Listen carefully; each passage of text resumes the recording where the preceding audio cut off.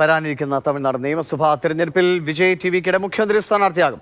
തെരഞ്ഞെടുപ്പുമായി ബന്ധപ്പെട്ട് തീരുമാനമെടുക്കാനുള്ള മുഴുവൻ അധികാരവും പാർട്ടി വിജയ്ക്ക് നൽകിയിരിക്കുകയാണ്. മഹാബലിപുരത്ത് ചേർന്ന ടിവികെ ജനറൽ കൗൺസിൽ യോഗത്തിലാണ് തീരുമാനം. സുഗമമായ തെരഞ്ഞെടുപ്പ് പ്രചാരണത്തിന് ഇടം ചോദിച്ചിരിക്കുന്നുവെങ്കിലും അനുവദിക്കാറില്ല എന്നും മറ്റു പാർട്ടികൾക്കും നേതാക്കൾക്കും ഇല്ലാത്ത നിബന്ധനകൾ ടിവികെക്ക് നൽകുന്നുവെന്നും വിജയ് പറയുകയുണ്ടായി. 2026 തെരഞ്ഞെടുപ്പ് മത്സരം ടിവികെയും DMKയും നേരിട്ടായിരിക്കുമെന്നും വിജയ് പറഞ്ഞു. 2026 ரெண்டு பேருக்கு நடுவில் தான் போட்டியே. ஒன்று இன்னொன்று, இந்த போட்டி இன்னும் ஸ்ட்ராங்கா மாறப்போகுது. 100% வெற்றி நமக்கு. வாகை சூடுவோம், வரலாறு படைப்போம், கான்பிடண்டா இருங்க. நல்லதே நடக்கும், வெற்றி நிச்சயம். നല്ലതേ നടക്കും, വെற்றி നിശ്ചയം, 100% വിജയം നമുക്ക് എന്നതാണ് വിജയുടെ വാക്കുകൾ. KB ശ്രീധരൻ, കരൂർ ദുരന്തമുണ്ടാക്കിയ ഒരു ആഘാതം അത് വിജയിൽ നിന്ന് വിട്ടുപോയിട്ടില്ല എന്ന് തോന്നുന്നു. പക്ഷേ ശക്തമായി തന്നെ പ്രചാരണ രംഗത്തേക്കും തെരഞ്ഞെടുപ്പ് അല്ലെങ്കിൽ രാഷ്ട്രീയ രംഗത്തേക്കും വരികയാണ്. എന്തൊക്കെയാണ് തീരുമാനങ്ങൾ? വിജയ് പറയുന്ന പോലെ TVKയും DMKയും നേർക്കുനേറുള്ള ഒരു പോരാട്ടത്തിന് അങ്ങനെ അരങ്ങൊരുങ്ങുന്നുണ്ടോ തമിഴ്നാട്ടിൽ?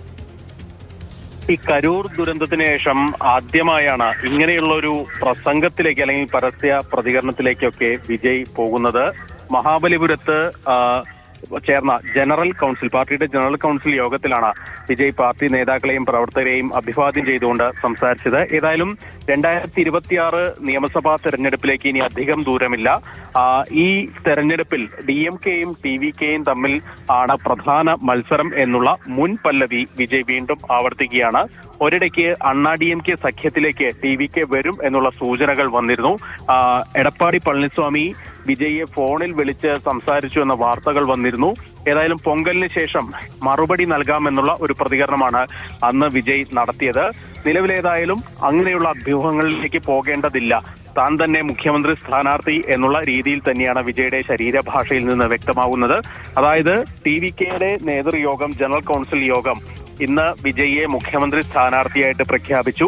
തെരഞ്ഞെടുപ്പിൽ എന്ത് തീരുമാനമെടുക്കാനും പാർട്ടി അധ്യക്ഷൻ എന്ന നിലയിൽ വിജയെ ചുമതലപ്പെടുത്തുകയും ചെയ്തിട്ടുണ്ട്.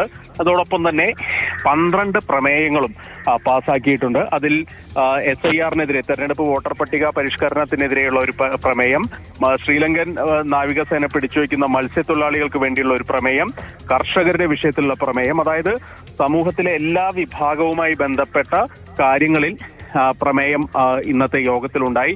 മറ്റൊരു പ്രധാനപ്പെട്ട കാര്യം, TVKയുടെ പ്രചാരണ പരിപാടികൾക്ക് കൃത്യമായിട്ടുള്ള സ്ഥലം ലഭ്യമാക്കാതിരിക്കാൻ വേണ്ടിയുള്ള നടപടികൾ പോലീസിന്റെ ഭാഗത്തുനിന്ന് TMK സർക്കാരിന്റെ ഭാഗത്തുനിന്ന് ഉണ്ടാകുന്നു എന്നുള്ളൊരു ആരോപണം വിജയ് ഉന്നയിക്കുന്നുണ്ട്.